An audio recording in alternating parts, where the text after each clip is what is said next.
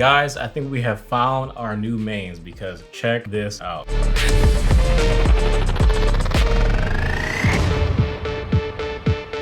Guys, Pulsar has been putting in a lot of work recently with their mouse releases. We finally have some of their brand new releases for the year. We have the X2V2 that features a lot of improvements from the previous version of the Pulsar X2V1, we'll call it. And then we also have the X2H, which is a revision of the X2 for people that would rather have a taller hump in the back to have even greater control with the claw grip specifically. As you guys can see, claw grip and palm grip supported on the X2, and just claw grip is going to be the point of the X2H. We'll talk about this one a little bit later in the video because I do think that this one is pretty important, but I want to cover the changes that they made with the X2V2 over the original Pulsar X2. All right, so we have our Pulsar X2V2s over here, as well as our Pulsar X2V1s over here. We have the Red Edition, as well as the Random Frank P Edition, which this thing is so clean. I absolutely love this design. Nice job, RFP, on the collaboration. It looks fantastic. So on the Pulsar X2V1, we have a 3395 sensor. We have KLGM 8.0 switches, which are ultra tactile, not super snappy, but they are very, very tactile. And then on the special editions, we have the Juana Blue Shell Pink Dots, which are going to be my favorite of the 3 switches used on all of these Pulsar mice that we have on the table today. And they do support up to 1000 hertz polling rate on all of these mice. Now, the weight on the X2V1, let's go ahead and check a standard X2V1 that does not have the additional grips on it. So we're gonna have 59 grams on the weight for the X2V1.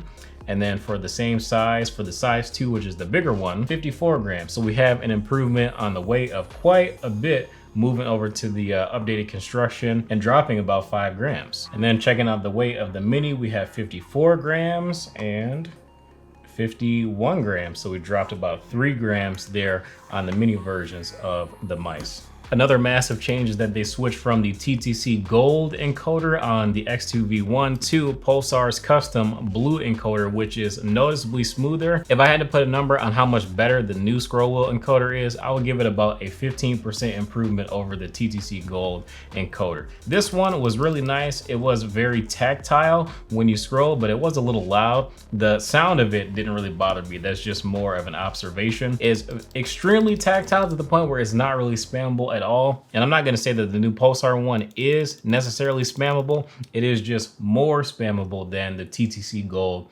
encoder. But as far as smoothness, this one is definitely a lot smoother and a lot quieter. Another difference between the X2V1 and V2 is the fact that the V2 can actually go up to using 4000 hertz polling rate wirelessly when Pulsar releases their 4K polling dongle, and that's going to be coming out pretty soon. I'll do an update when that comes out so you guys are aware and you guys can go and purchase it for yourself. But that is an upgrade that the V2 did gain over the V1, so you will have the ability to go up from 1000 hertz all the way up to 4000 hertz if you want the absolute fastest and most accurate tracking on the Pulsar mice.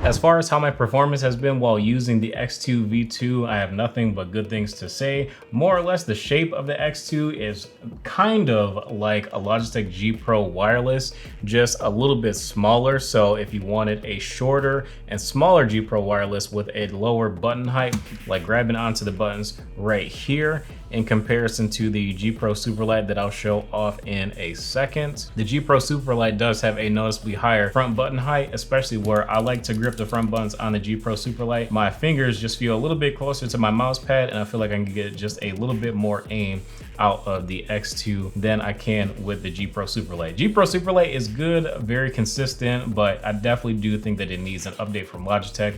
We need USB Type-C because obviously it does not feature USB Type-C on the G Pro Superglide, and I think that Logitech could do a number of other improvements to it as well, like the scroll wheel and the clicks as well. But even though the clicks on this G Pro Superlight are better than the first one that I got like a couple years ago, I bought this one recently when the new Superglides came out just to test them out. I digress. Superlight is definitely due for an upgrade, and I think that it's actually releasing like any day now. So front button height on the X2 is going to be like 15.9 millimeters, and then 17.2 millimeter click height on the X2 Mini as well. And front button height on the Superlight is going to be about 21 millimeters. I just wanted to grab it like pretty much where I would actually click the button, but we got a little bit under the mouse gate, so I would give it like just a little bit over 21 millimeters. So that is a significant difference when it comes to how low your fingers are going to be and how close they're going to be to your mouse pad when you're clicking. 58.5 for grip width on the G Pro Superlight. Then we got 59 millimeters on the X2 size 2. Then we got 57 millimeters on the X2 size 1, which is going to be the Mini. Then as far as rear hump height on the G Pro Superlight, we're going to be looking at about 36 millimeters. Very similar on the X2,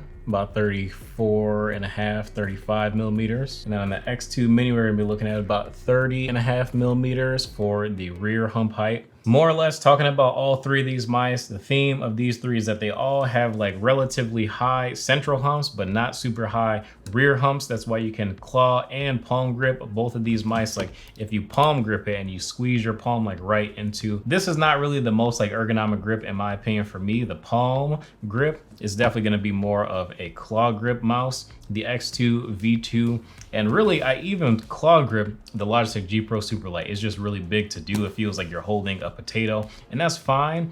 The high central heights doesn't really do much for you with all of these mice. Like you're pretty much going to be missing out on having any contact with the mouse in the middle of the mouse. All the contact is going to be on the back, but having like a really low source of contact, I don't really think is going to help improve your aim that much as far as giving you that locked in feel. And using the Superlight as well as the X2V2, they're all going to kind of give you that same feeling. These are just going to be a little bit smaller than the G Pro, of course, so that's where the difference in size comes into play. All of these are great mice. If you're looking for a G Pro Superlight, but just a smaller version, you got two choices as of now, and maybe we'll get a large version sometime in the future. But moving on from these, all of these improvements are going to be brought over to the X2 High and High Mini. So we're going to get into why I love these mice more than the X2V2, just because I just feel like they're such a big deal. They give you a much more locked in feel, especially if you utilize the claw grip. So we have our standard X2, this is the X2V2 right here, and then we have the X2H, which has a taller hump specifically in the back. So as we can see, we have a mid hump on the X2, which again, like I said, does basically nothing for you. And then we have a rear hump on the X2H, which let me show you the difference in hand. So again, grabbing onto the X2, we have like very minimal contact with our hand. Like I'll show you the graph that Pulsar has on their website too, so you can kind of see like what happens when you actually grab the mouse. But right here, you can probably see that there's pretty much like no contact with the back of my hand. So like I get a pretty decent claw feel here. And again, I can palm the mouse, but that's not really my goal because I am a pretty heavy claw grip user.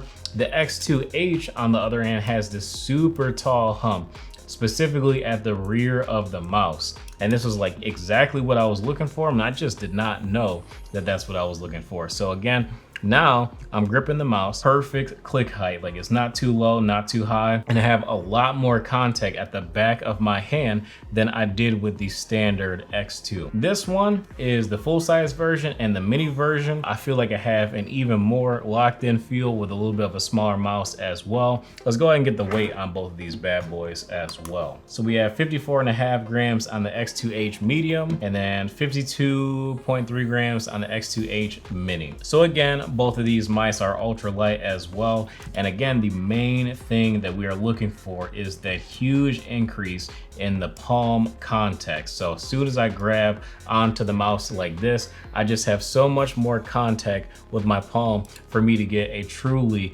locked in feel with this mouse. The size 2 and the size 1, I go back and forth between them. I have the luxury of having both of them thanks to Pulsar sending them both out.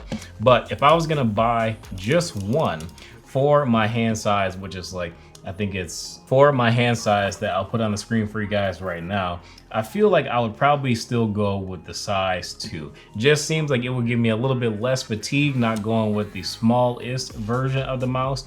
Even though this is really comfortable, I don't really have an issue with it, but I just feel like I would just get less fatigue gaming for like 4 or 5 hours straight with the larger size. And obviously the weight is not really a big factor because they're very, very close in weight. And all the other features that I mentioned that are upgrades from the Pulsar X2V2 are present on the X2H. So these will even have the 4000 Hertz polling rate capability as well, coming up pretty soon when that dongle finally drops. So just keep that in mind. We're gonna have some nice options with Pulsar mice very, very soon to have all the latest and greatest features. If I had to show off my progression of mice in the past, like let's say like 15-ish months, it would look a little something like this. I used to use the Logitech G Pro Superlight quite a bit. This is my second one. I have like another one that I have like super crazy modified. It's like 50 grams, super low weight, but I got a new one just to see if there was like any huge improvements for the build quality and things like that, and there definitely were. But we moved on from the Logitech G Pro Superlight to the Lamzu Atlantis, which just kind of gave me that first taste of using a true claw grip mouse that is pretty modern feeling by having like a little bit of the modifications from the Endgame Gear series mice that I was looking for, because those mice, don't get me wrong, they're good, but the rear height was just a little bit too low and it just does not give me as good of a locked in feeling like the Lamzu products that I was using recently. This is the full size Atlantis that came out first, and basically this does give you, even still to this day, a very locked in claw grip feeling, and the rear hump is not too high, but it is high enough that I feel a good amount of support. Moving on from the Lamzu Atlantis, I went to the Ninjutsu Sora, which is very, very similar, but not quite the exact same mouse. And the Sora is like an in-between size of the full size Atlantis and the Atlantis Mini. But basically the Sora is a little bit wider than the Atlantis Mini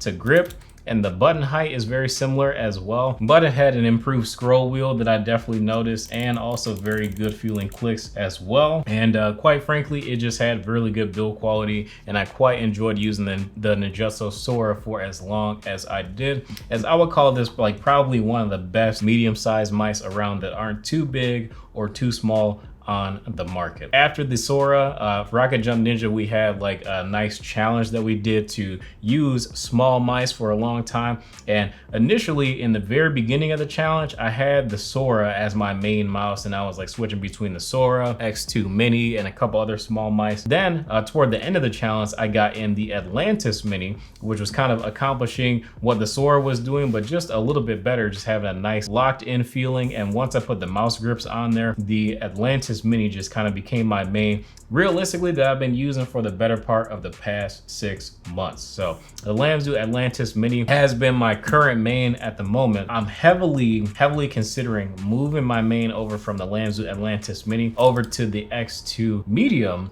H version, specifically with the very high back, because the feeling that I get with this one is just I get a little bit less fatigue with the X2H after playing with it for quite a while. But I do think that I am going to put some grips on this mouse just to give myself a better, more consistent grip with the X2H. I do think that this is going to be my next main mice, but we'll see if this mouse has the stopping power to disown me from using the Lamzu Atlantis Mini as my current main and having this one take it over. But guys, this thing is very, very impressive, and more or less my favorite product from the new updated X2 lineup. It's coming out as well, having that 4K polling hertz dongle coming out very soon as well. But thank you guys for watching. I will see you in the next video. If you are interested in picking up an X2 or an X2H, I will have them linked in the description below. Thank you again for watching. I will see you in the next video.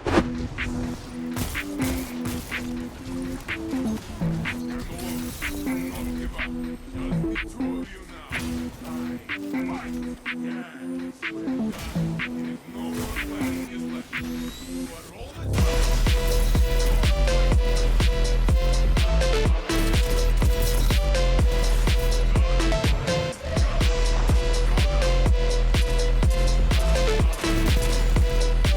trying to destroy his own shit.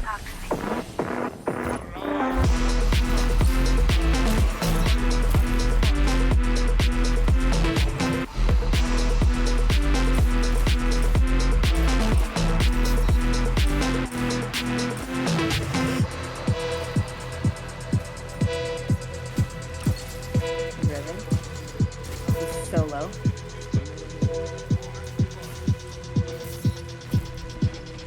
Nice.